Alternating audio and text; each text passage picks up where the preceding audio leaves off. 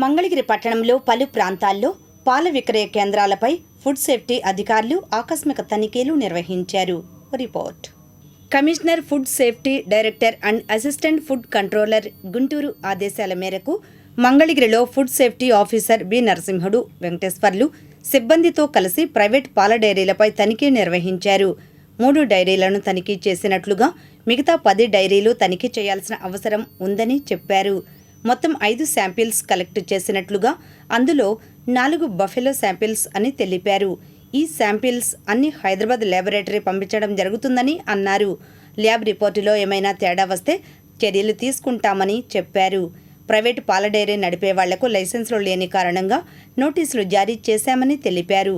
ఇంటింటికి పాలు డెలివరీ చేసే ఎవరైనా లైసెన్సు తప్పనిసరిగా తీసుకోవాలని చెప్పారు.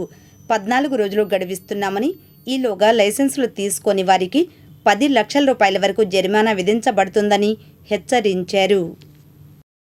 ఈరోజు మనం గౌరవ commissioner of food safety director గారు మరియు జేఎఫ్సీ గారి ఆదేశాల మేరకు ఈరోజు ఇక్కడ మంగళగిరిలో మనము పాల విక్రయ కేంద్రాలను తనిఖీ చేయడం జరిగింది.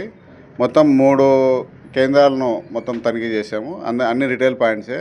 మనకంటే ఇక్కడ చిల్లింగ్ యూనిట్లు అనేటివి ఏమీ లేవు.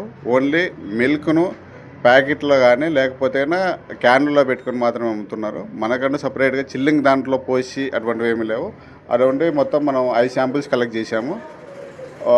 అందులో 4 బఫెలో మిల్క్వి ప్లస్ 1 క్రీమ్ కూడా శాంపిల్ తీయడం జరిగింది. ఈ శాంపిల్స్ దీన్ని మనము హైదరాబాద్లో ల్యాబ్ పంపిస్తాము, స్టేట్ ఫుడ్ ల్యాబొరేటరీకి కానీ లేకపోతే ఇంతాబ్కి కానీ. ఈ రిజల్ట్స్ని బేస్ చేసుకొని దీంట్లో ఏదైనా ఫాల్ట్ ఉంటే మాత్రం వీళ్ళ మీద యాక్షన్ తీసుకోబడుతుంది. ప్లస్ వీళ్ళకందరికీ లైసెన్సులు లేవు, అందువల్ల వీళ్ళకందరికీ నోటీసులు ఇవ్వడం జరిగింది. వీళ్ళకు 14 days టైం ఇస్తున్నాం. ఈ టైం లోపల వీళ్ళకి లైసెన్స్ తీసుకోకపోతే వీళ్ళ మీద వీళ్ళకి 10 లక్షల వరకు పెనాల్టీ వేయబడుతుంది. ఇప్పుడు సొంతగా డైరీ ఫామ్లో ఉన్న వాళ్ళకి అంటే వాళ్ళే గేదెలని మనకు సేల్ చేస్తే ఎవరైనా తీసుకోవాలి.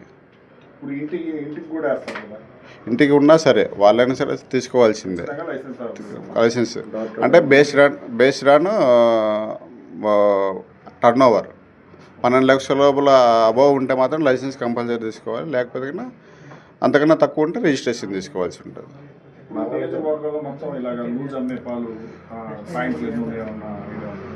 అంటే వీళ్ళు ఏంటంటే అప్పుడప్పుడు పెట్టేసుకొని వెళ్ళిపోతూ ఉన్నారు. అంటే మార్నింగ్ కానీ ఈవినింగ్ కానీ వచ్చేసి అమ్ముకోవడం, వెళ్ళిపోవడం అటువంటివి ఇక్కడ మంగళగిరిలో ఎక్కువ ఉన్నాయి. ఈ డైరీలు ఇట్లా ఈ విధంగా రిటైల్ యూనిట్లు పెట్టుకునేవి మాత్రం తక్కువ ఉన్నాయి, 10 లోపే ఉన్నాయి.